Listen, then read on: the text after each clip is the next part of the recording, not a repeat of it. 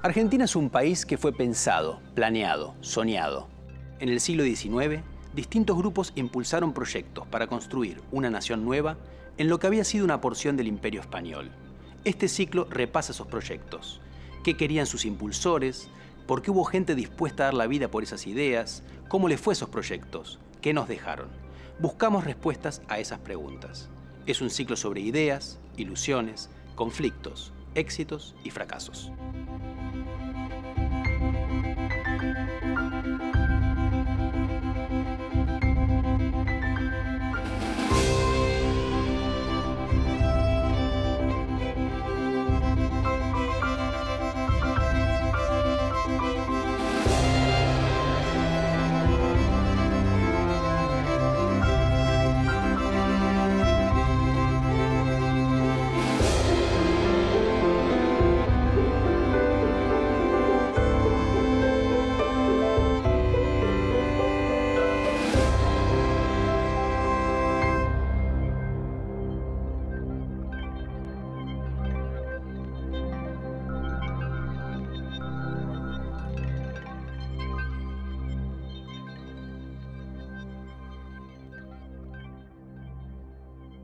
Uno de los proyectos de país más importantes del siglo XIX fue el federal, aunque en realidad no hubo un proyecto federal, sino varios, encadenados a lo largo del tiempo. Lo que tuvieron en común las distintas etapas del federalismo fue que todas defendieron los derechos y la autonomía de las provincias, se opusieron a todo tipo de centralismo y recibieron un fuerte apoyo popular. La historia del federalismo está marcada por conflictos sangrientos y porque sus líderes siempre terminaron trágicamente. El capítulo de hoy se ocupa de un tema central. No se puede entender la historia argentina sin entender la historia del federalismo. No admitirá otro sistema que el de confederación para el pacto recíproco con las provincias que forman nuestro Estado.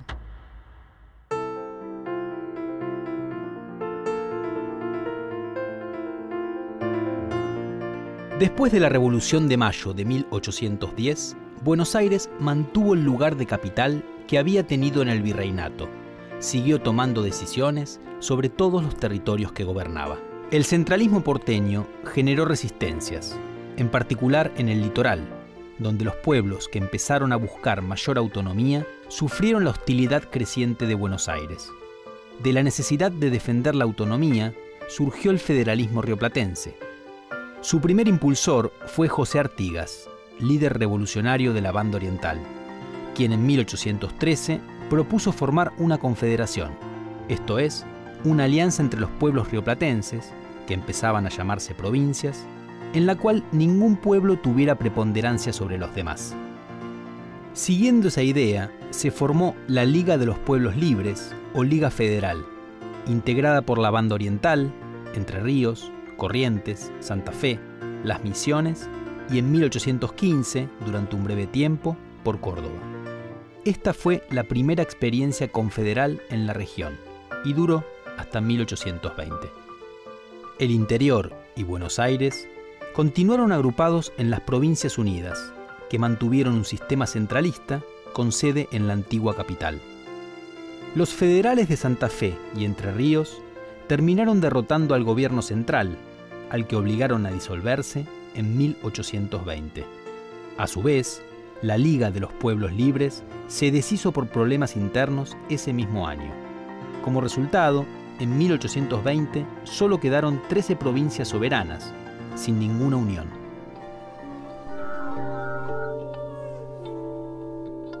La mayor parte de las veces que se invocaba el federalismo, se invocaba la confederación. Y la confederación es una cosa muy distinta del Estado federal, que se implantó por primera vez en la historia del mundo con la Constitución de Filadelfia en Estados Unidos en 1787 aproximadamente, y que también influyó en nuestra Constitución federal. Entonces, ¿qué quiere decir esto? La confederación, como lo habían definido hombres importantes, Montesquieu, por ejemplo, es una asociación de estados independientes y soberanos. Entonces, ¿qué ocurre? Que si es lo que quería Artigas, por ejemplo, es lo que, y muchos hombres también de las provincias actualmente argentinas. Entonces, si esta gente invocaba el federalismo, estaba invocando la Confederación, un sistema de organización política que permitiese conservar la independencia soberana de cada una de sus partes.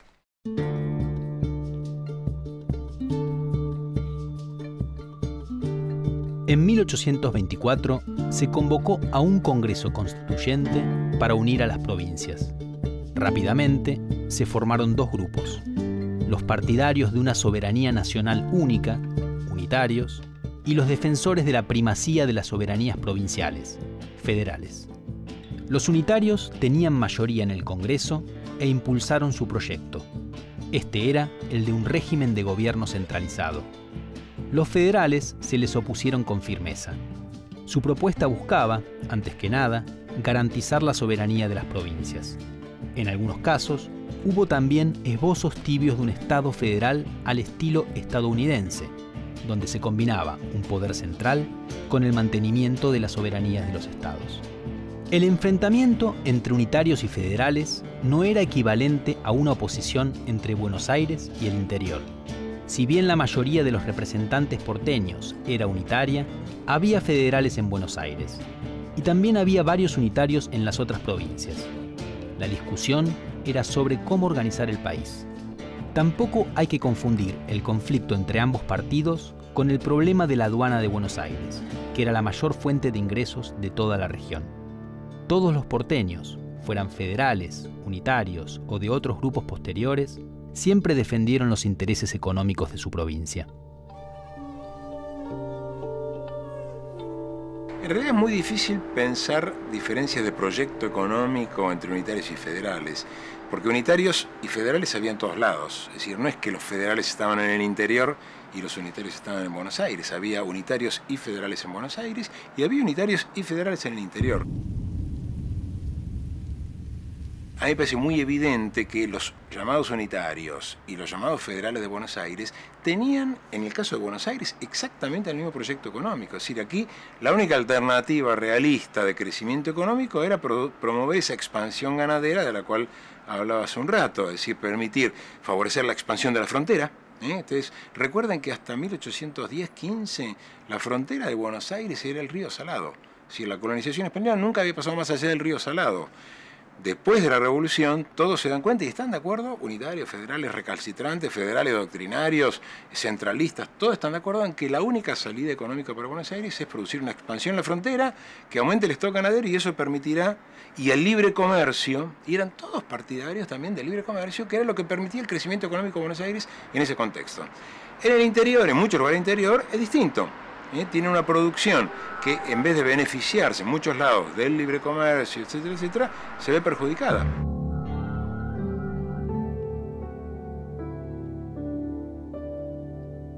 La idea del unitarismo y la idea de constituir un Estado centralizado de todas las provincias, anulando la autonomía y la identidad provincial. En cambio, el anclaje central del federalismo es la autonomía y la identidad provincial por encima de cualquier otra pretensión.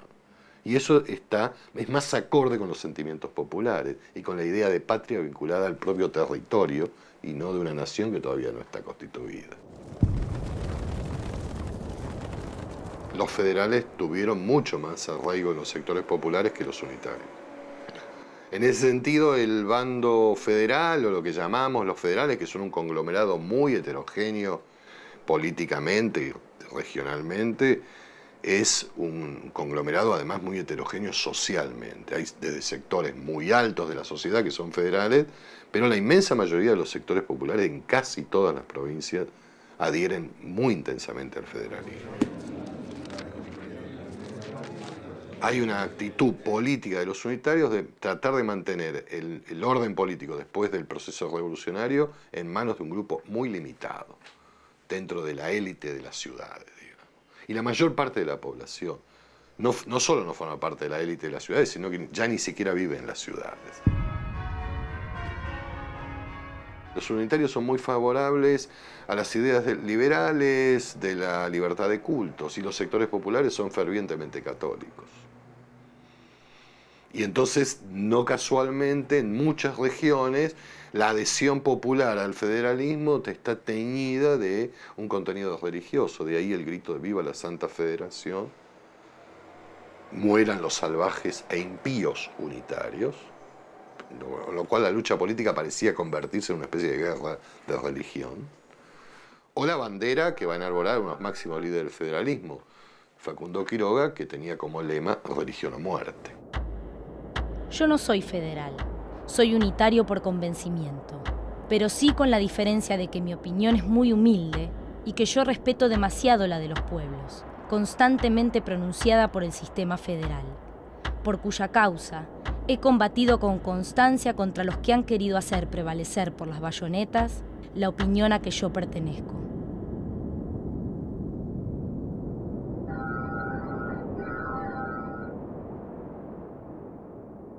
Hay una visión tradicional que empezó a acuñarse ya en aquella época de los federales como católicos y los unitarios como herejes, heterodoxos, masones, ateos y todo eso.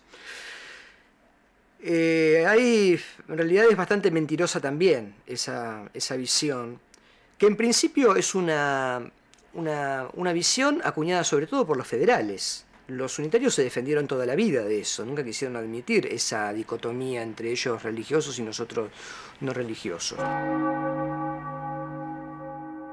Lo que pasa es que en ese momento los federales asumen una causa que moviliza, que es la causa de la religión.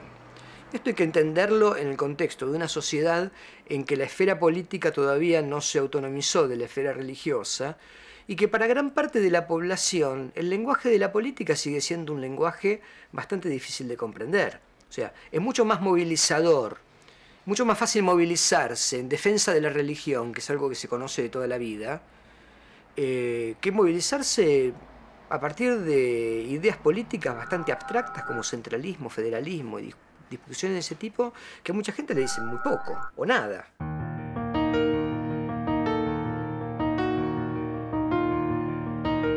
Después de la caída del Congreso Constituyente en 1827, en las provincias se mantuvieron los enfrentamientos entre unitarios y federales.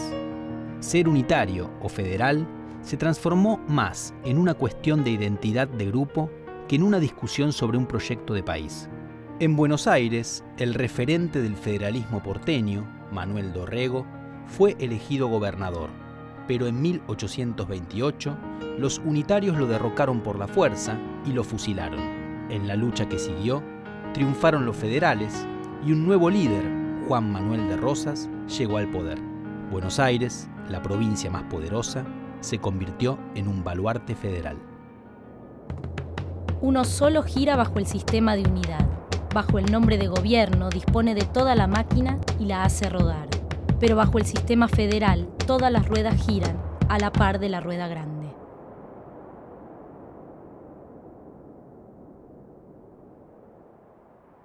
Dorrego regresa a Buenos Aires luego de permanecer más de 3 años en Estados Unidos. Viene convertido en un decidido federal. Federal en el sentido, digamos, de la fórmula norteamericana que había quedado plasmada en la Constitución de Filadelfia de 1787.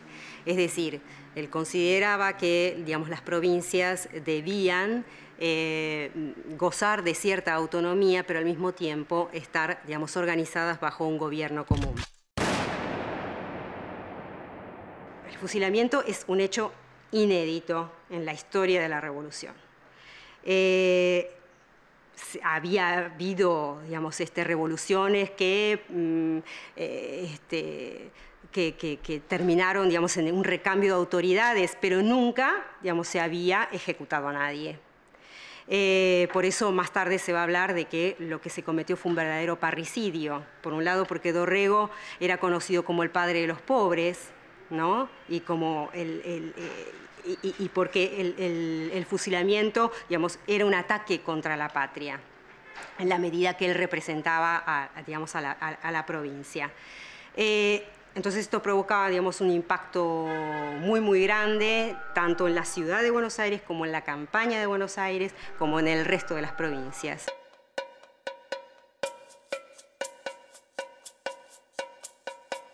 El conflicto entre ambos partidos terminó de definirse en 1831, tras una guerra que enfrentó a las provincias del litoral, federales, con las del interior, agrupadas en ese momento en una liga unitaria.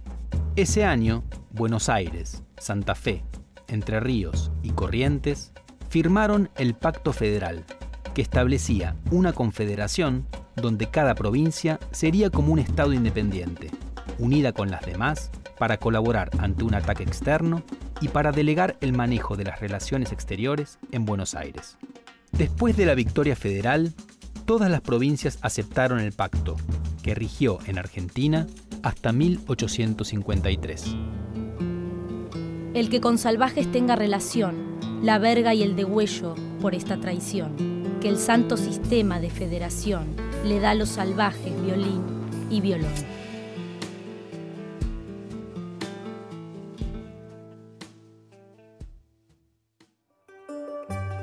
El Pacto Federal decía que había que convocar a un Congreso para tener una Constitución, pero el nuevo hombre fuerte del federalismo, Juan Manuel de Rosas, que sería la principal figura política en Buenos Aires entre 1829 y 1852, se encargaría de postergar esa reunión indefinidamente. Según él, las provincias debían, primero, vivir en paz y en orden, y recién después se podría avanzar hacia una organización. La confederación como sistema le permitía a cada provincia conservar su soberanía y evitar ser avasallada por otras. Para Buenos Aires, tenía la ventaja de que no debía compartir los recursos de su aduana. De todos modos, aunque la Confederación mantuvo una igualdad legal entre las provincias, en los hechos Buenos Aires tuvo un papel preponderante sobre las demás, y el poder del gobernador Rosas fue mucho más allá de los límites de su provincia. Rosas logró construir el primer orden perdurable desde la Revolución de 1810, sostenido en que todos compartieran una misma identidad, la federal. El federalismo se convirtió en la única filiación política permitida. Se hizo obligatorio el uso de la divisa punzó y comenzó a aparecer una forma de vestir federal, con prendas de color rojo. Los disidentes eran perseguidos y a veces muertos. Este sistema fue más fuerte en Buenos Aires que en ningún otro lugar, pero se afianzó en todo el país. La política de Rosas despertó oposiciones, tanto de los viejos unitarios como de varios federales y de nuevos grupos políticos. Pero el gobernador porteño logró vencer a todos sus enemigos y mantenerse en el poder. Su resistencia a las intrusiones de Francia e Inglaterra en territorio argentino le dio mucho prestigio. Afirmó además un rasgo importante del federalismo: la identificación con la defensa de América ante los embates europeos.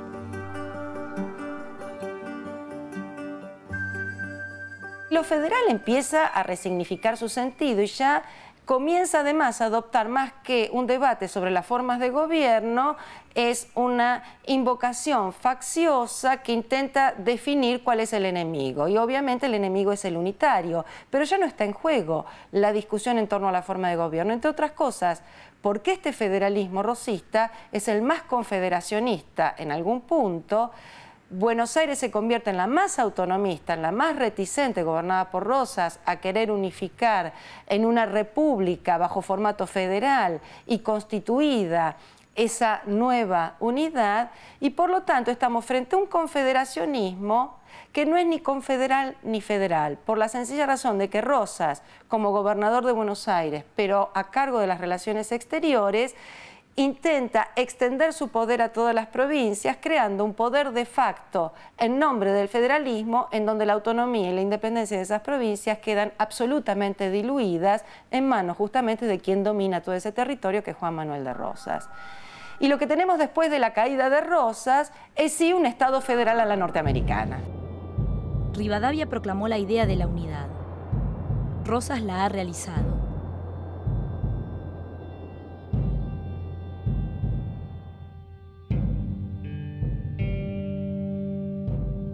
La derrota del proyecto federal rosista surgió del propio federalismo. Para las provincias del litoral, el hecho de que Rosas impidiera la libre navegación de los ríos era un perjuicio económico. El gobernador entrerriano Justo José de Urquiza, se rebeló contra Rosas y lo desalojó del poder. Una época llegó a su fin. Urquiza impulsó otro proyecto federal. Se reunió un congreso en Paraná que en 1853 sancionó una constitución por la cual Argentina se convertía en una república federal. Entonces, había una soberanía nacional sobre las soberanías provinciales, un lugar muy fuerte del presidente de la nación y un sistema bicameral, diputados elegidos según la cantidad de población y número igual de senadores por provincia. Así fue como Argentina comenzó a ser un Estado federal, aunque por unos años se siguió llamando Confederación a las provincias que presidía Urquiza. Solo Buenos Aires, que temía por sus intereses, se opuso al Congreso y se separó durante 7 años del resto. En ese periodo logró un gran crecimiento económico. En cambio, la Confederación tuvo grandes problemas financieros. La tensión entre Buenos Aires y la Confederación fue en aumento y llegó al enfrentamiento armado. Urquiza triunfó en 1859 en la batalla de Cepeda y obligó a Buenos Aires a unirse con las otras provincias. Pero en 1861 los porteños vencieron en la batalla de Pavón y el grupo liberal de esa provincia, dirigido por Bartolomé Mitre, impuso durante unos años el predominio porteño. La experiencia de la Confederación Argentina, aquella que encabeza Urquiza, de 1853 con la Constitución, 1854 con el gobierno hasta 1860, en realidad es una experiencia feliz como experiencia política y muy desgraciada como experiencia de las finanzas de la Confederación. En realidad Urquiza en esos 6 años lo único que consigue es poner a las provincias absolutamente de rodillas frente al gobierno de Buenos Aires y al Banco de la provincia de Buenos Aires. Entonces esas provincias que están de rodillas no les interesa para nada mantener una guerra, y a Urquiza menos, sostener una guerra para derrocar a un régimen al que han derrotado en cada una de sus batallas, pero han perdido la guerra financiera.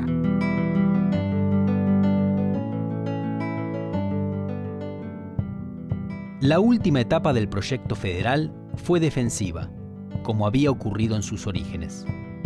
Desde 1862, los liberales porteños encararon la reorganización del Estado Nacional, lanzaron su fuerza sobre el interior y fueron reemplazando a las administraciones de signo federal que habían gobernado durante décadas. En La Rioja, un caudillo de pasado antirrocista, el Chacho Peñalosa, se opuso a la penetración porteña y levantó las banderas del federalismo. Tras varias campañas, fue vencido y asesinado por las fuerzas nacionales. Más tarde, ocurrió lo mismo con el levantamiento del catamarqueño Felipe Varela. Ambos apelaron a Urquiza, máximo referente federal, para que interviniera, pero él no hizo nada. Eso provocó su asesinato a manos de algunos de sus antiguos partidarios y el levantamiento del último caudillo federal, el entrerriano Ricardo López Jordán, que también fue derrotado en 1876.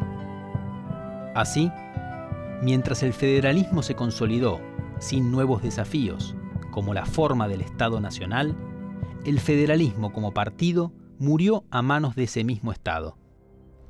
A partir de la Constitución Nacional de 1853, ya casi no se discutió que Argentina tenía que ser un país federal. Sin embargo, tardó mucho en construirse el Estado federal. Para esto había un problema, y era que había una provincia que era mucho más poderosa que el resto, Buenos Aires, cuyo presupuesto, por ejemplo, en el siglo XIX, era mayor que el de todas las otras provincias juntas.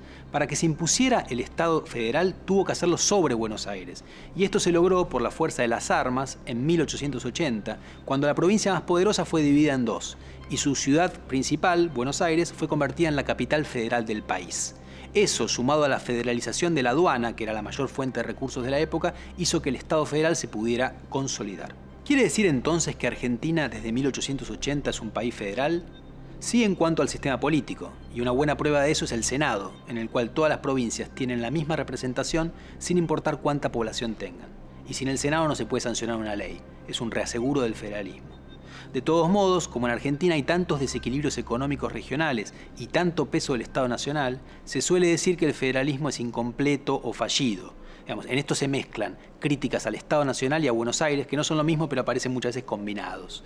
Ahora, federal todavía como palabra tiene un alto contenido positivo, y todos coinciden en que lograr un auténtico federalismo es uno de los objetivos deseables de la Argentina que viene.